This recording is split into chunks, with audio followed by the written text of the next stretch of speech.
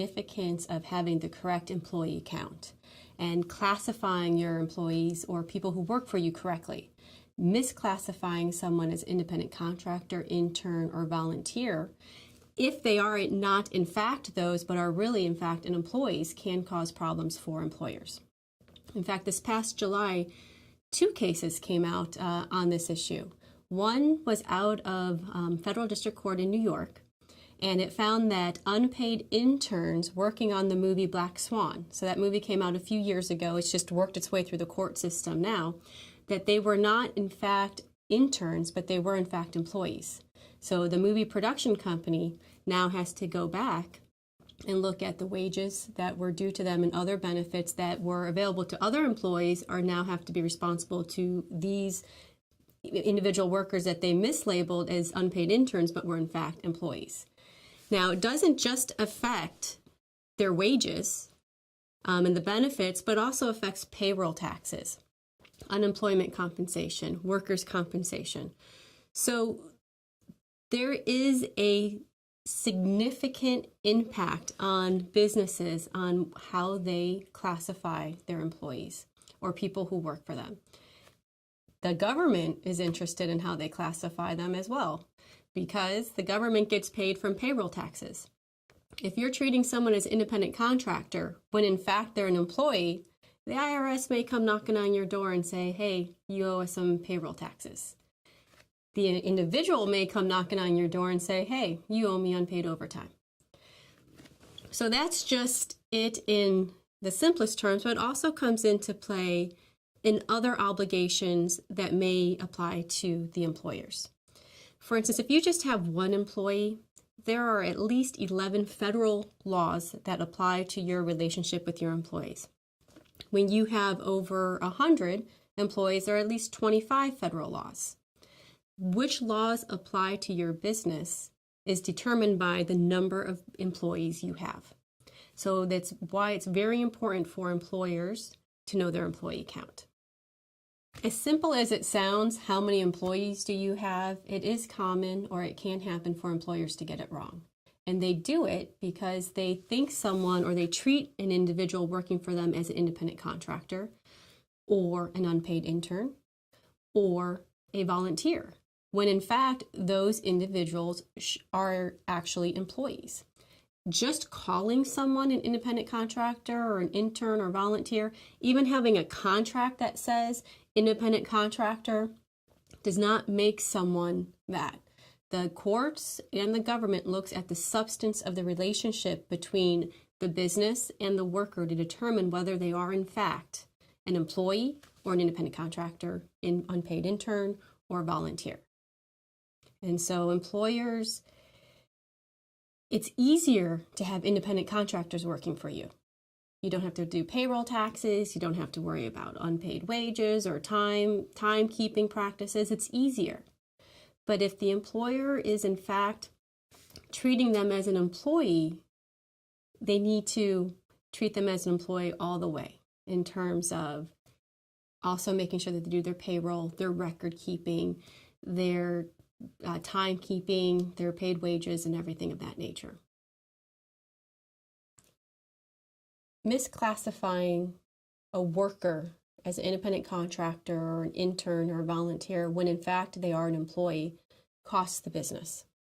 The federal government may come knocking on your door for payroll taxes.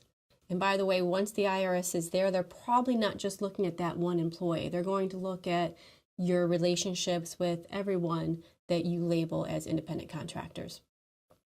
State governments are going to come looking at your door and saying you owe them taxes. And the employees may have claims against you under the Fair Labor Standards Act, which involves wages.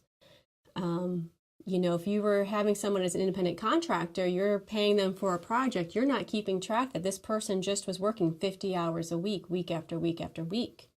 Now that in fact that person turns out to be an employee, that 50 hours, week after week after week, means 10 hours of overtime, week after week after week, which means paying that person time and 1/2 time the rate of pay for 10 hours of the 10 hours of overtime that they worked week after week after week, plus an equal amount in liquidated damages because that's what the law provides, plus their attorney's fees because that's what the law provides.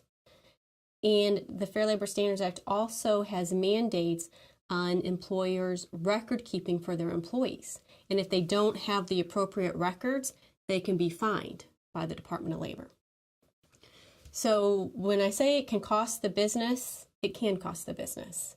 Not even just the financial aspect in terms of the fines or the lawsuit or the damages, but think of the time that it's taken away from your business now being involved in a lawsuit from someone claiming that they were an employee as opposed to an independent contractor, or facing an IRS or Department of Labor audit of your practices on treating employees as independent contractors.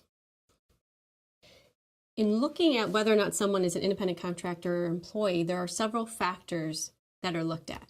And unfortunately, the Department of Labor and the U.S. courts and the IRS have their different set of factors, and you must comply with all of them. The overriding theme or genesis of all the different factors are who has control over the manner and means in which the work is being done, the level and degree of the relationship, the permanency of the relationship between the worker and the business, who has the investment in the equipment or other expenses. If the business is providing all the equipment, all the support services, everything for the worker, then that's a factor on the side that that person is being treated as an employee. If the person's providing their own equipment, their own management, they have the ability to hire subcontractors to work for them and manage from start to finish how they complete this project, that person's more on the side of the independent contractor. I wanted to talk about independent contractors as part of my employment law series because I know in today's economy, in today's business model, you see more and more small businesses relying on contract work, independent contractors as opposed to hiring employees. And there's a reason for that. It's less costly for the business. And especially as new businesses or small businesses, you may not know what your needs are. Maybe you have demands for a worker now, but you don't have that work 3 months from now. So I get it and I understand it. And if you're really treating the person as an independent contractor, then it's a very good fit. If, however, you're treating that person as an employee, just calling the person independent contractor is not going to determine the relationship or save you should the Department of Labor, the IRS, or the person come looking for you to be treated as an employee. The independent contractor versus employee question comes up in the court system, it comes up in lawsuits, it comes up in Department of Labor, DOL investigations. In fact, there was a recent opinion from the 11th Circuit Court of Appeals. The opinion was rendered this past July that found that cable technicians for a service provider for a large cable company were in fact employees, not independent contractors. So I just want to take a moment to break that up a little bit to know the process. So you have these individual workers working for the service provider. They then file a lawsuit claiming that they're employees and probably are owed unpaid wages and overtime. That lawsuit progresses to a certain stage where it's the trial court. Now, that's the court that, if it goes forward, can actually be presented to a jury for a trial. But that court has the ability to look at it and say, based on the evidence presented to me, there are no genuine issues of material fact. I'm going to grant summary judgment in favor of one party or the other. In this case, the trial court granted summary judgment in favor of the employer, finding that the technicians were independent contractors. The case was appealed, and that went up to the 11th Circuit Court of Appeals. And the 11th Circuit Court rendered its opinion that saying, no, the facts presented to us shows that there are factors in favor of treating these workers as employees, not as independent contractors. So it goes back to the trial court in which the questions will be presented to in front of a jury. That's a long process to discuss in this video. It took me probably 30, 60 seconds. It seemed like a long time. Imagine what it's like when you're going through that as a business. That to go all the way up to the summary judgment stage, and then at the Circuit Court of Appeals, it's probably at least a year or two, if not longer. You have one person files a lawsuit against you. And if you misclassify that person, now it doesn't just affect that person, but every single person that is doing the same work. So say you have 100 technicians working for you. Only one filed the lawsuit. It doesn't just affect that one. It affects all 100 of them. And so if you owe, even if it's just 100 hours of overtime, now multiply that by 100. It gets expensive quickly. And so that's where the implications is for now for the larger companies that have lots of people working for them, maybe as independent contractors. That's where the implication gets really, really big. A lot of times when I go out and I speak with small business owners, I hear them talking about the great use of interns, how it helps them with their business to have the interns come in and do some of the work, and they give them some training as well. And when I hear them talking about it, I understand that enticing value of having a student intern come in and help you with your business, and you're getting some work done and it's helping your business, and you don't have to pay them because it's an internship. If it is just how I described it, then it's not a true internship under the eyes of the Department of Labor or the Fair Labor Standards Act, and you really have an employee. If it is something that really benefits the student more so than the employer, then that's more on the lines of being a valid internship. When the courts and the Department of Labor look at it, the bright line, there really is no one bright line test because it's going to depend on the case-by-case situation, the facts and the analysis. But the general rule is if it benefits the student and not the employer, then it's an intern. If it benefits the employer, then it's an employee.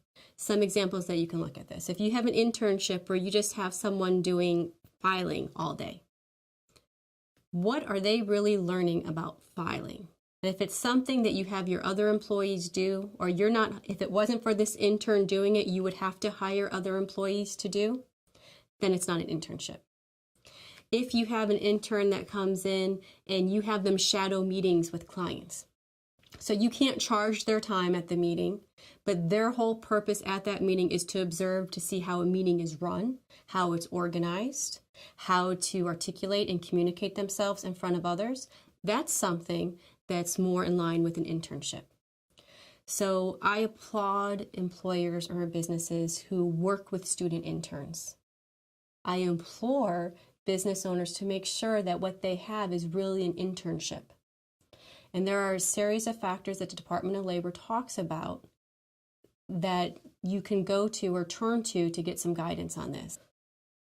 When looking at volunteers, a lot of business owners are probably surprised to learn that there really is no such thing of volunteer work for profit companies. Under the Department of Labor, the Fair Labor Standards Act, volunteers are permitted for organizations in the public service sector, charitable or religious organizations, not for for-profit organizations. And I know some businesses, they think they're doing a good thing. A son of a friend says, "Oh, I just want to volunteer with your company for the summer so I can learn something from it." Well, maybe that might, if it's done correctly and it benefits the son, maybe it's a student intern, but it's not a volunteer. If you are a public service organization, a charitable organization, or a religious organization, then you are permitted to have volunteer work. There are some criteria that you have to comply with. So I encourage those companies to look into it to make sure that they are in compliance in how they treat their volunteers. So you're saying I'm a for-profit company, but I can't have my employees volunteer, but I want to be part of the community. I want to increase employee engagement, employee camaraderie, and I know that doing volunteer work together for an organization can create this. And some employers have the question, well, if I organize this, do I have to now pay my employees for the time spent volunteering for whatever organization it is? And generally, no. If it's something that is generally no if if it's completely voluntarily. The employee has the discretion on whether or not they want to join the volunteer activities. And once again, this is volunteer activities for a charitable organization or a public service or something of that sort. It's not volunteer activities for the employer.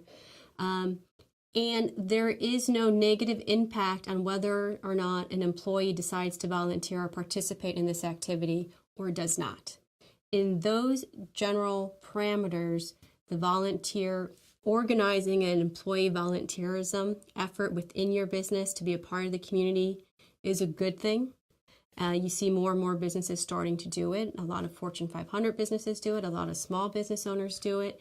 It does help with employee engagement, and it does help with public relations within the community.